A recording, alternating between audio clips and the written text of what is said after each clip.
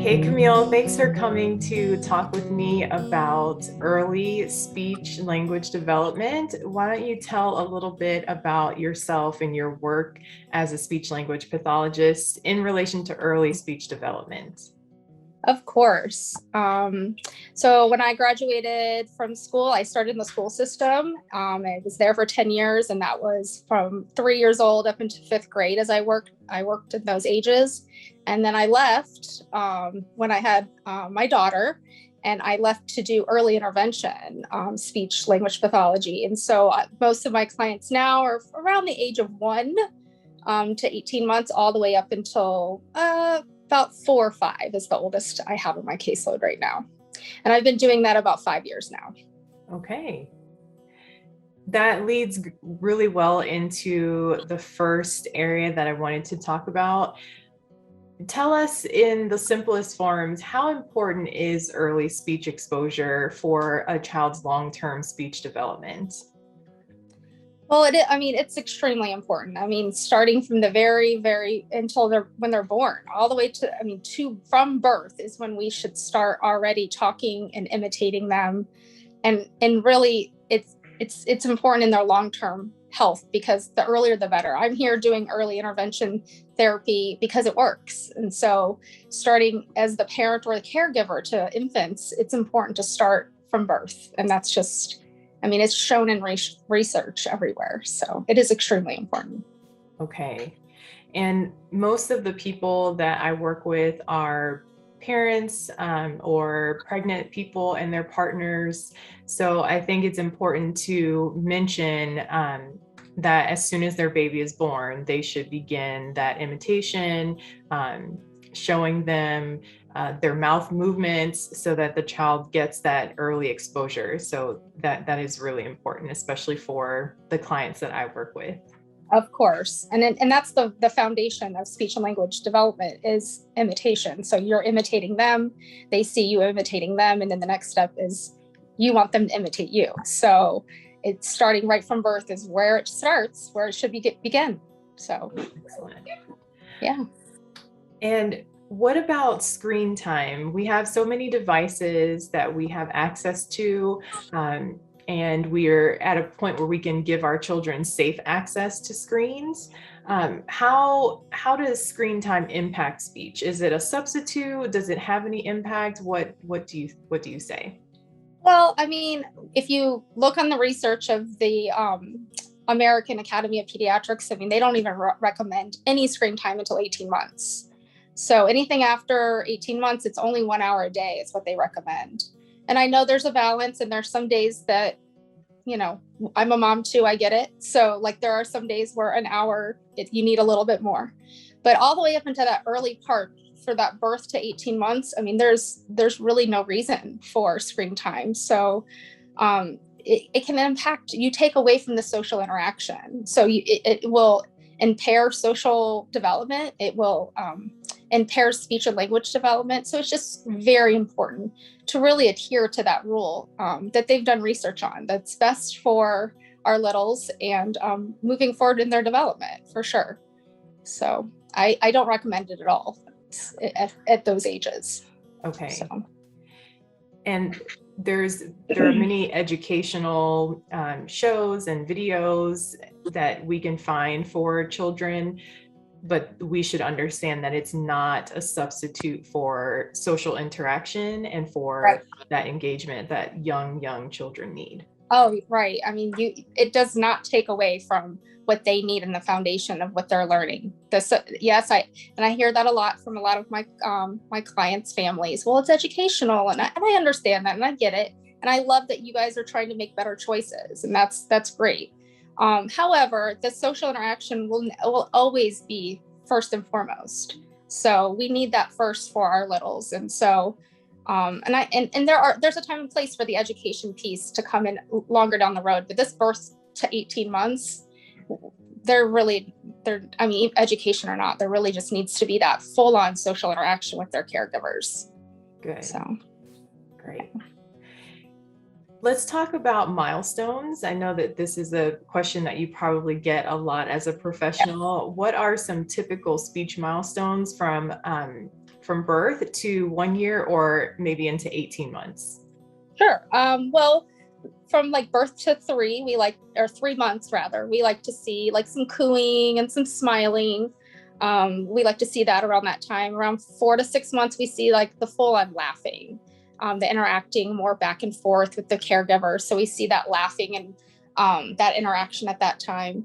And then around 7 to 12 months, that's when we start seeing some sounds. We'll see that those early developing sounds like the p and the b and even the m. Sometimes you'll get some mamas by the first birthday, which makes the moms pretty excited.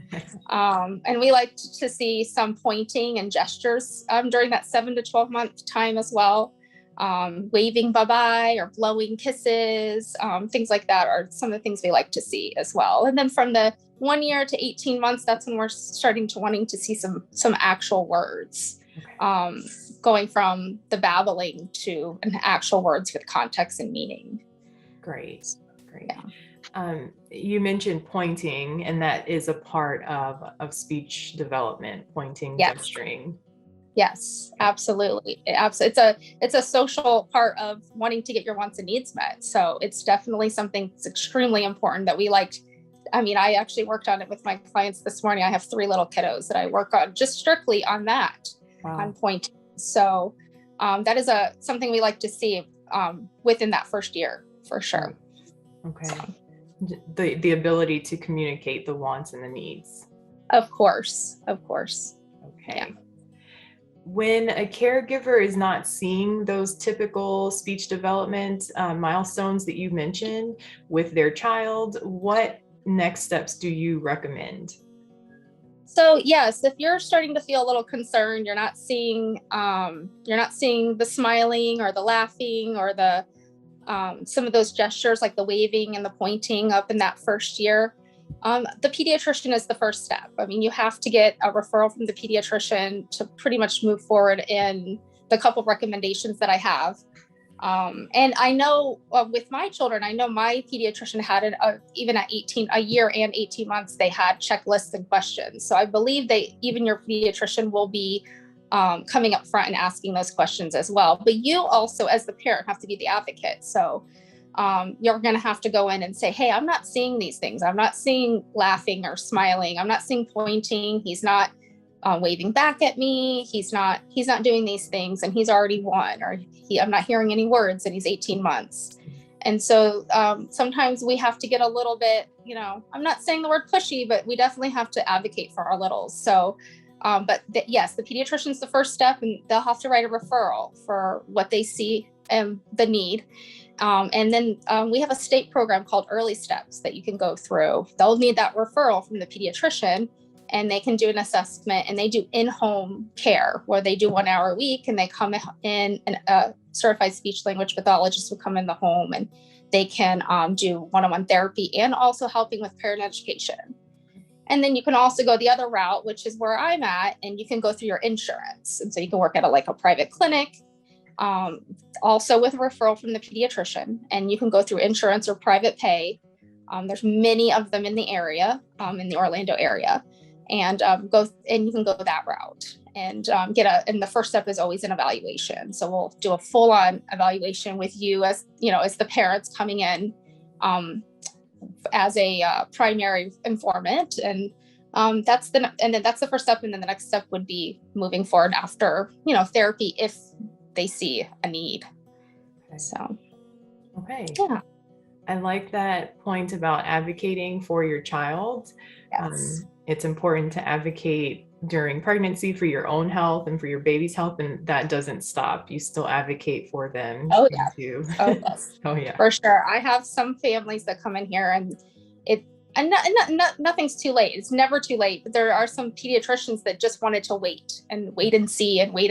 And sometimes your mama instincts are full drive.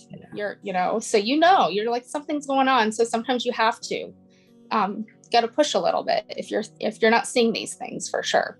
Yeah. So okay, that's good. Yeah.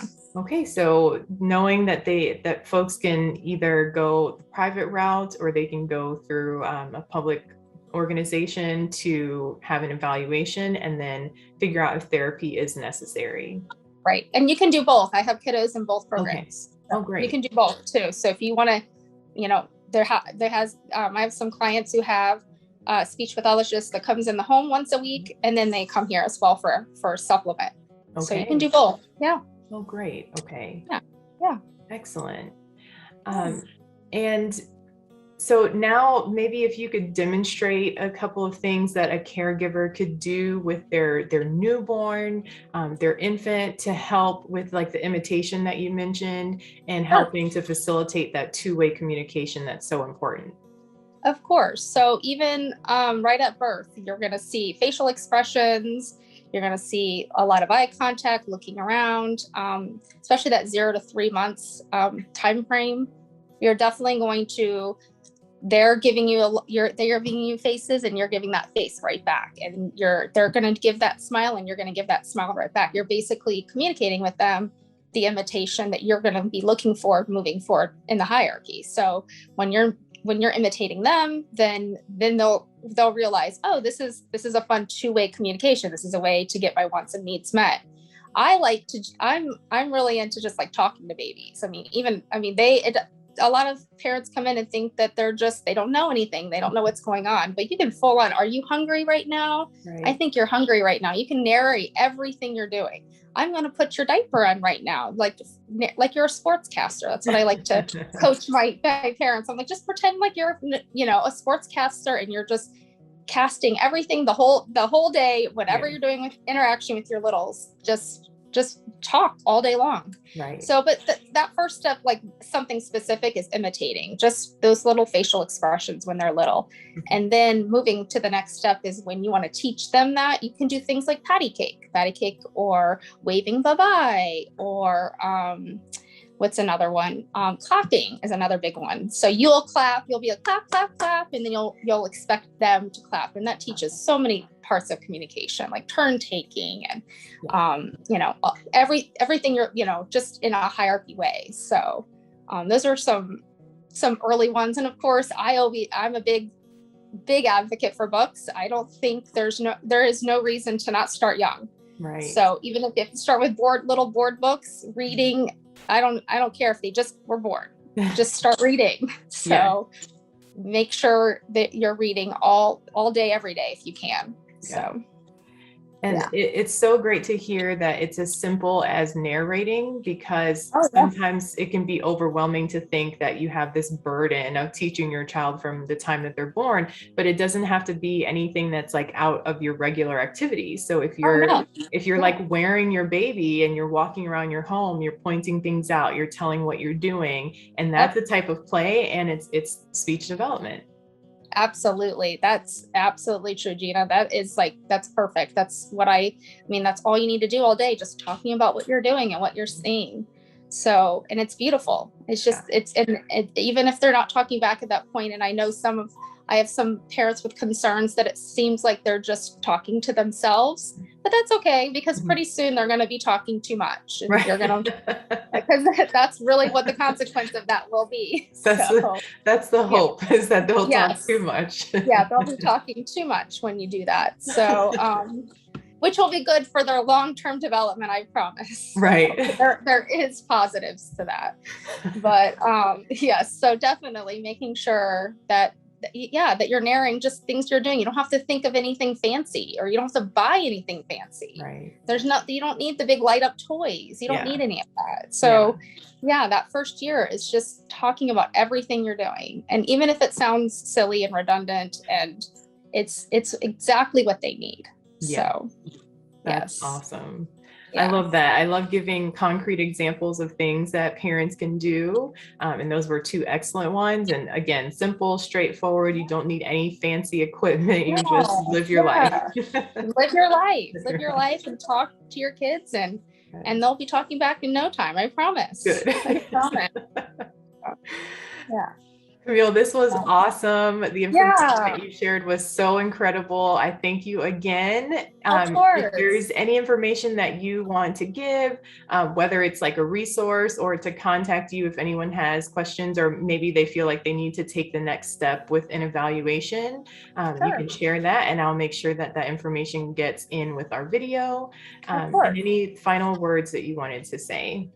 Well, I thank you for inviting me, and this has been great. It's been good to see you, and so thank you for that. And I work at a clinic in Sanford, so of course, like I said, there's many resources and clinics in the area, but I'm in one in Sanford, and everyone in this clinic, they are amazing. Every speech pathologist here is amazing, so I'm really happy to be a part of the team here. But the phone number here is 407-878-7664, and you can call here.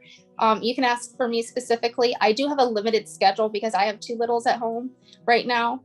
But again, everybody here is amazing. So whoever you get here for an evaluation, you'll be in great hands.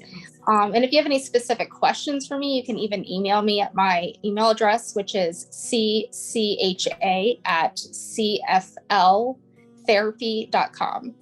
And and I can answer any questions that you have, or if you're not getting through, sometimes the office staff is a little limited, or especially at summertime, a lot of office staff is on vacation. You can always shoot me an email. I can figure something out for you, or something like that, to figure out what's going on. So that's always an option. So. Okay, that's great. Yeah. Well, thank you for your information Of and for being a course. resource. Of Yes, course. again, this is awesome. I'll share all of your information in case anyone would like to contact you with their Okay. questions. And have a great afternoon. Thanks, Thank Camille. you. You too. All right. Bye. Bye.